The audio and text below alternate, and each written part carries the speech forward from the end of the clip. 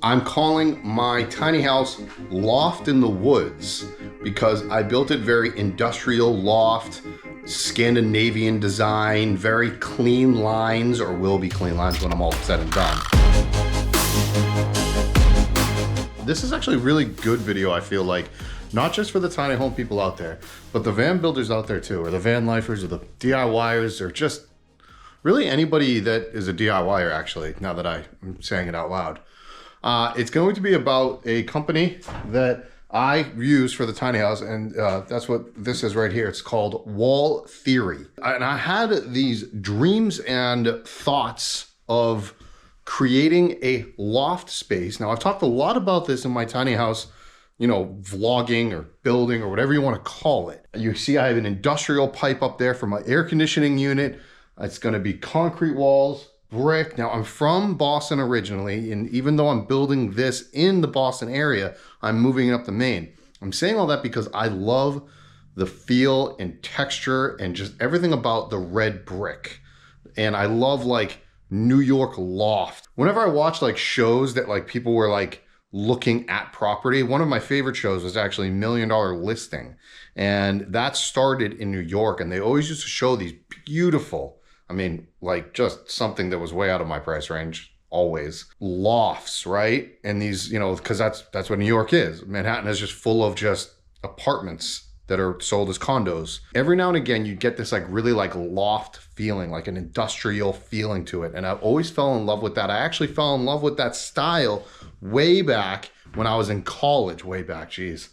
How old am I? I've never had the opportunity to design my own place. And here I am, you know, a lot of years later, able to not only design my own place, it is going to be a tiny house on wheels that I can bring to anywhere in the country. I didn't want to cover the entire house in that red brick. Even though I love red brick, I didn't want to do that because it was going to be a little too much. So I wanted to soften up the tones and use these concrete panels.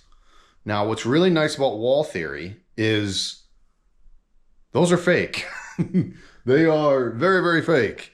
And they are very, very lightweight. There is no way I could lift up a 2 by 4 feet concrete panel one arm like that. There's just no way I could do it. Because weight is a massive factor when it comes to building any sort of thing that is movable. Vans have to worry about weight because of MPG. And with a tiny home, we have to worry about weight because the axles can only support so much.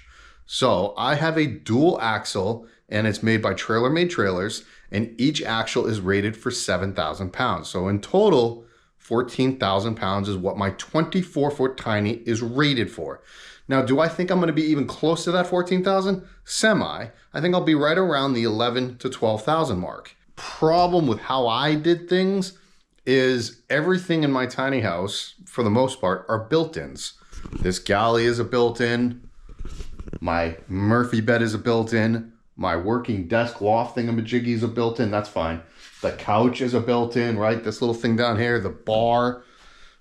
And this is the bathroom, but I'm not using any of Wall Theory's panels in there because only some of them are waterproof, and not the ones that I got are going to be completely weatherproof, I should say. This video is not going to come out until all 4 walls are done. I have to, like, we have to make that. I didn't make that, but my dad made that cut. But that is a cut right there. And making that cut is actually a little difficult. You have to use, you know, my dad actually used a utility knife. It's not recommended, and that's why I didn't show it. But I recommend cutting it how Wall Theory recommends it is they like to use either a jigsaw or a circular saw or even a table saw, and to turn it over so you don't scratch the surface, and then cut it that way. Cut it with like a jigsaw or circular saw, make your mark so it's just upside down. We did it a little differently and it's fine. I also highly, highly recommend getting some touch-up of the same color of whatever you're gonna be using. Like I have touch-up for this washed gray concrete, and I have touch-up for the red brick that I used. If I was to do that, like if I was to use like Go Board, which was what my original idea was, I was gonna get Go Board, which is a really lightweight foam board that you can buy at a hardware store.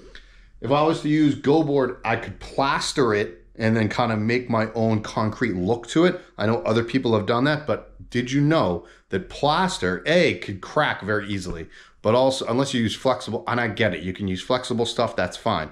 However, it is heavy. It is very, very heavy when you put it all over, you know, an entire panel. The panels themselves are light, like the Go board, but this, and I'll give you guys a nice little close-up of it, that is concrete. I mean, that looks like concrete. It even has holes like concrete. It's also solid.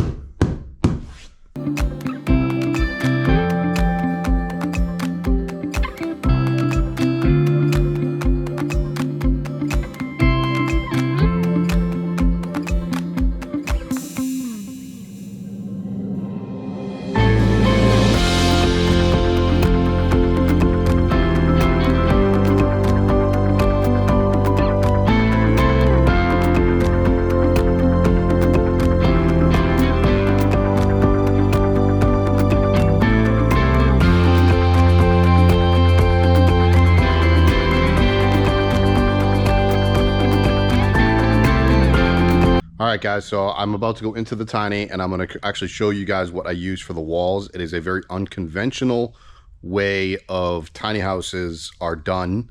It is I don't think I've seen it in tiny houses, because you'll see a lot of tiny houses done, they're just done in different ways, and I'm going to explain that when I go inside. But before I go inside, just wanted to show you guys that we started the exterior. It is a corrugated metal on the sides, 29 gauge. And these are 10-foot pieces, and there is metal on the trim here, also steel. I believe that's probably a 29 gauge, maybe even 26 gauge, honestly. There's other trim pieces for the top, so that will have a top, will have like a black trim to match this, and the roof will be a standing seam black. So regardless, exterior has been started. I'll go over the exterior once we do all that, but it's probably about 3 weeks away, because that is a two-person job, and I can only do that with somebody like my dad that is here to help me. He's not gonna be able to come back down to the shop for about 3 more weeks, so we'll get to that eventually. But let's go inside, and I have the house lights on, or it's running off of battery power right now, so I have the lights that are going to be my full-time living lights on in here. There'll be other lighting in here to kind of also take the edge off, but I used a warm lighting throughout. There is only cool lighting inside the bathroom, but there'll be another set of lights up here, and there'll be another set of lights here to illuminate the countertop. So let's talk about what I actually have set up over here, which is the wall panels. I have a couple cutoffs from the 2 different wall panels that I used.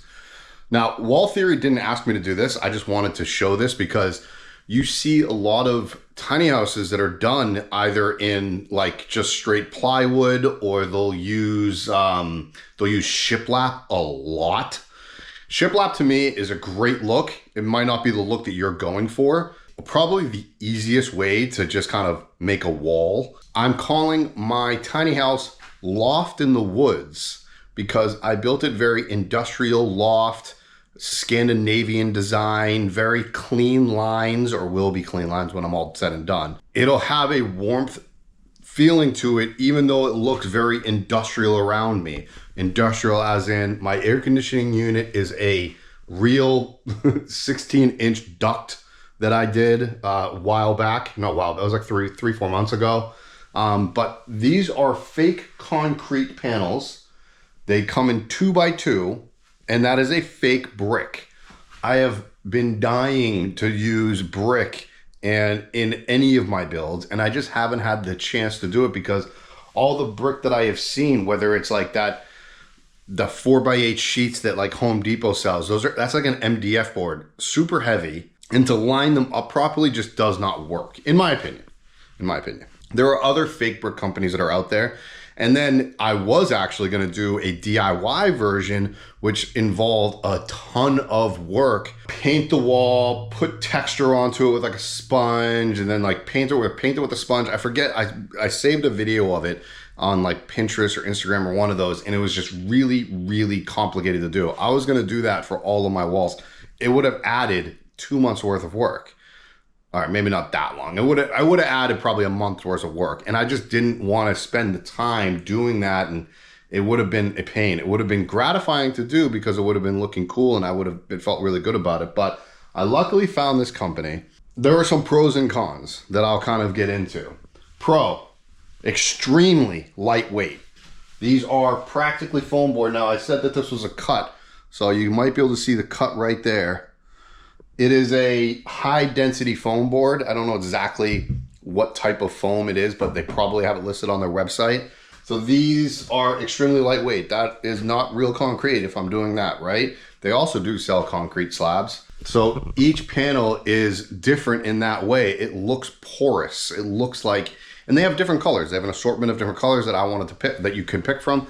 What did I go with? I think I went with like a washed gray. And then this is, I think, antique brick. It, for color purposes, when you put them next to each other, they popped. So I knew I wanted to have brick on my two end walls, right? Up there in that loft, up there in that loft. And when then you put the bed down, it's back there as well. And I wanted my concrete as my two elongated walls because they have lines. Now, brick also has lines, but they're broken up. So obviously the concrete panels have horizontal and vertical lines in them. Now, the difficult part about all of this is your con, is if you want to stay true to having this line right here, right, continue through a window, because I had to cut the damn thing, and be over here, you have to measure precisely where that's going to be, where the line is. So having something like this came in handy, which was my laser. And you can line everything up with a laser, right? So having that line continuously all the way across. And by the way, I wanted to match the two lines up. See if you can stand back here and even see. So like this line right here, I wanted to match up with that line over there. However, where are you going to measure from? Because that ceiling height is different than that ceiling height. So you can't measure down. You can't measure up because there's not really much to go off of. So yes, it was a massive pain in the butt getting all of the measurements just right. Now, if I could go back and do it all again, would I do it differently? Probably so.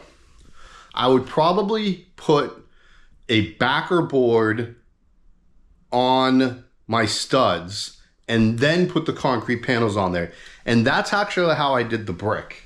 There really is no way to lay the brick other than having a backer board. They actually suggest that on the website, but going straight to stud was fine with this because, like you can see here, there are lips. And the lips actually tuck into each other. You can see right there. It's like a shiplap. They overlap each other. So they do connect right here, and then because you can barely see them, actually, I don't know where I even put them on this one, but there are brad nails somewhere in there. So what I did was I used a adhesive to adhesive the board to the stud, and then I used self-drilling screws to go into the metal studs because that's what I have. And then to attach them together, I adhesive the lips, and then I used a brad nail to brad them together. Keep them together. And because a brad nail's hole is so small, and there's all of these concrete panels looks like they have holes in them already because that's what the look of them are, then you can't really tell that there are brad nails in there. I can actually show you that right there is a brad nail. That's a regular hole. Yeah, you can't really tell. A couple brads right there. This is all in there. But I probably would have put that backer board in there. It probably would have given it a little bit more of a rigidity. However, that thing is pretty solid, and that's actually in between a stud right there. There's a stud right there, and there's a stud right there. That's a stud, okay?